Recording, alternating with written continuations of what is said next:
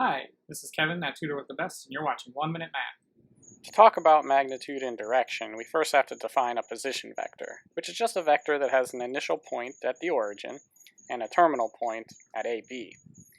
We'll typically label these vectors with a lowercase u or v, and we'll write them in angled brackets like AB, or you might see them written as AI plus BJ, where A is considered the horizontal component and B is considered the vertical component of a vector. If we draw a generic vector with horizontal component A and vertical component B, we can see that it makes a right triangle. This is going to help us find the magnitude.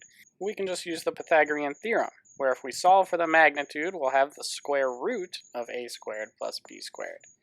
Next, if we want to find the direction that we're headed, or theta, we can see that because of our right triangle, we have the opposite side b, the adjacent side a, and we can use our trig function tangent to solve for theta. So we write theta is equal to the inverse tangent of b over a.